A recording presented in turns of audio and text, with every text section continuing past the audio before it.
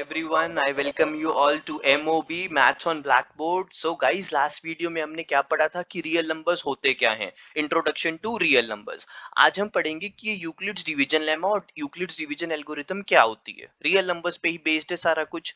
Okay, तो अगर हमें ये दोनों चीजें समझ आ गई तो हम फर्स्ट एक्सरसाइज एनसीईआरटी की इजीली सॉल्व कर सकते हैं, right. So let's have a look. सबसे पहले तो Euclid's division lemma and division algorithm क्या होते हैं, right guys. So first of all let's start with Euclid's division lemma. Euclid's division lemma ये कहता है कि अगर आपको दो पॉजिटिव इंटीजर्स दे रखे हैं a एंड b, तो वहां पे दो यूनिक इंटीजर्स आएंगे q and r such that a is equal to B Q plus r। a is equal to B Q plus r। और यहाँ पे एक कंडीशन दे रखी है कि 0 less than equal to r and less than b। तो ये क्या है, right. Let's try to understand कि इसका मतलब क्या है। बहुत ही सिंपल सी चीज है, a is equal to b multiply by q plus r। Simple language में अगर इसको समझें तो ये जो a है, this is our dividend. a is dividend, b is divisor, q quotient होता है एंड r इज रिमाइंडर। तो ये तो हम सबने पढ़ा हुआ है बहुत सारी क्लासेस से, छोटी क्लासेस से पढ़ते आ रहे हैं। डिविडेंड जो है वो divisor into quotient plus reminder होता है।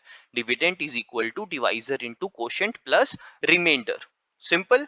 इसी को इन्होंने यूक्लिड्स डिवीजन लेमा बोल दिया। a is equal to B Q plus R. A dividend, B divisor, Q quotient and R reminder. ठीक है, तो अगर हम इसको एक एग्जांपल से समझे तो लेट्स टेक टू नंबर्स, कोई भी दो नंबर्स ले लेते हैं। Let us take 85 and 21। ठीक है, तो जब हम इनको डिवाइड करते हैं, लेट्स डिवाइड 21 एंड 85। तो हम सबको पता है 21 फोर सा 84, तो रिमाइंडर क्या आ गया 1। तो मैं इसको यूक्लिड्स डिवीजन लेमा की फॉर्म में कैसे लिखूंगा, a is equal to B Q plus R. तो a क्या होता है, dividend, dividend is 85, b is divisor मतलब 21, कोशेंट इज 4 और रिमाइंडर आया 1। तो ये मेरी यूक्लिड्स डिवीजन लेमा की फॉर्म में हो गया है। ठीक है, तो मैंने इन नंबर्स को यूक्लिड्स डिवीजन लेमा की फॉर्म में लिख दिया। 85 is equal to 21 into 4 plus 1। This is nothing but Euclid's division lemma, simple. Okay, तो नेक्स्ट हम पढ़ेंगे यूक्लिड्स डिवीजन एल्गोरिदम।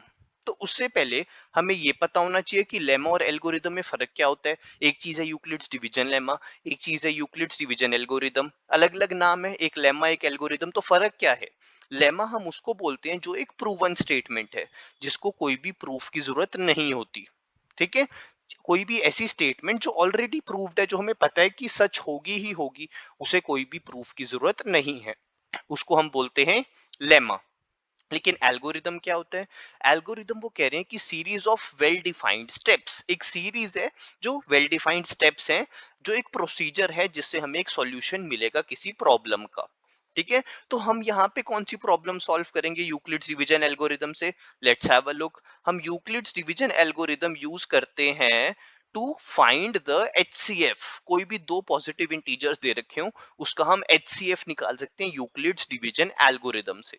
तो let me take an example.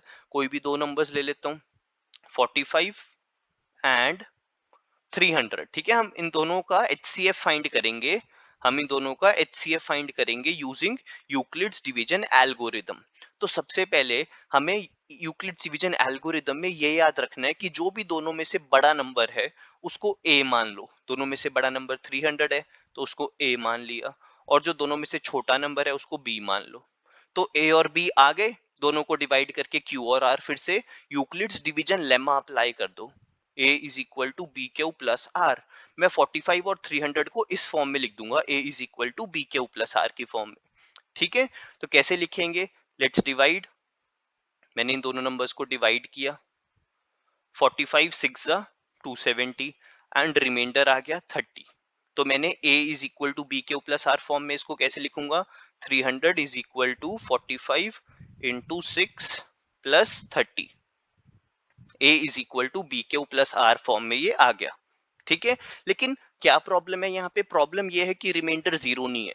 मुझे ये स्टेप, यूक्लिड्स डिवीजन लेमा वाला स्टेप बार बार रिपीट करना पड़ेगा जब तक रिमाइंडर जीरो ना है। इसी को बोलते हैं यूक्लिड्स डिवीजन एल्गोरिदम। तो मैं दोबारा कैसे लेमा अप्लाई करूंगा, इस स्टेप को ध्यान से समझना है हमने।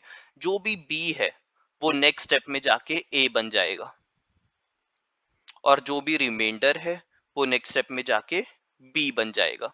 तो ए और बी पता चल गए 45 और 30, इनको फिर से डिवाइड कर लो 30 एंड 45, तो 31 जा 30 और रिमाइंडर आ गया 15 तो मैंने फिर से अप्लाई कर दिया 30 इंटू 1 प्लस 15, तो ये मेरी दोबारा, लेकिन फिर से रिमाइंडर 0 नहीं आया, फिर से यूक्लिड्स डिवीजन लेमा अप्लाई करके फिर अब तीसरी बार करो। अब ये 30 क्या बन जाएगा ए और 15 क्या बन जाएगा बी।